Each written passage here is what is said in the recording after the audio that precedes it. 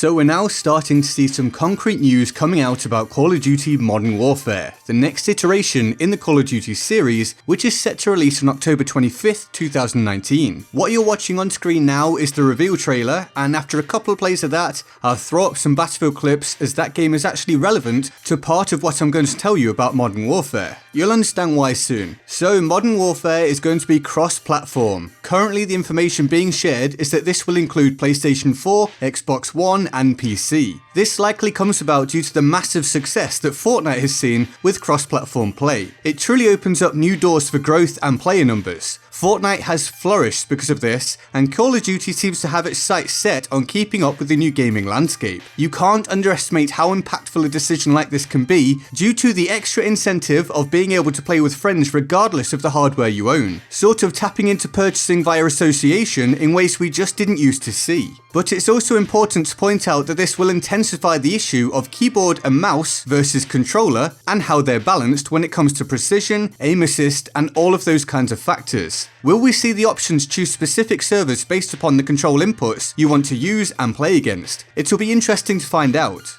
The next big piece of news is that Modern Warfare will break from the now much used Season Pass model for the franchise. This brings with it positives such as obviously receiving free maps and post-launch events. I'm sure this change will make many a Call of Duty fan happy, but I do have some words of caution. There are some possible pitfalls we should be aware of. Firstly, removing a season or premium pass isn't guaranteed to work out. This is where the Battlefield footage comes in, as many a Battlefield 5 player will be able to regale Call of Duty players with stories of content droughts. With no actual finances at stake, the developers aren't as incentivized to keep up with content, and thus, if there are other issues, it falls by the wayside. Battlefield 5 has only received 2 maps in just over 6 months of its lifetime, and many other pieces of content have been pretty lackluster. But keep in mind, a lot of this is due to the poor state of the Battlefield 5 launch, meaning the developers simply can't keep up with everything. A problem Call of Duty will hope to avoid, and likely will, at least by comparison, due to it being just a truly massive franchise and having rotating studio development to make sure they can stay on top of churning the game out so frequently. But my second warning is this will likely mean a huge amount of microtransactions, in order to keep the game as financially rewarding for them, possibly even more so. If you like or don't mind that, then cool, but if that does bother you, you need to be prepared for it. It's highly likely more things will be available for real money rather than being produced for you to play the game and unlock, etc. In truth, the gaming market is moving away from premium and season passes on the whole. It's now more so about live services, microtransactions, the monolithic rise of the free-to-play model, of shorter-term battle passes such as in Fortnite, where you play to have the opportunity to unlock new skins and such like by paying for that certain chunk of time. It's a different way of monetizing the game. In some cases it's good, in some cases it's absolutely not. It really comes down to how it's implemented and how aggressive the monetization is. Now of course it seems like Call of Duty isn't going to get any kind of pass, but the point remains, there are different ways for games to be monetized, plus there's also the aspect of how the individual consumer feels about it and how each game implements it impacts that person. We'll have to wait and see what Call of Duty Modern Warfare does on the monetization front. Perhaps we'll look back on this as being a bright new age for Call of Duty and what players get for their purchase, or maybe one day we'll see it as the start of a dark age of hyper-aggressive monetization in every other aspect of the game. I mean, we already had that red dot sight debacle from a previous Call of Duty, so fingers crossed this ends up as a positive outcome. Oh, and just as an added little piece of news, Captain Price will return, but this isn't a sequel or a prequel, it's an entirely new story where the single player is concerned. And so that's my update on this topic. If you're new here, I basically play, analyze, and provide information and updates for games and topics that I find interesting. If you want more of that, then awesome. It would obviously be really cool for me if you'd like, subscribe, turn on notifications, stay up to date, and feel free to join my Discord server in the description and my pinned comment. Here's the Board of Awesome for the epic people who support the channel on Patreon. They're all absolute heroes and I love them all deeply and of course, often. If you want to join them on the Board of Awesome, the link to the Patreon page is in the description and my pinned comment. And with that all said,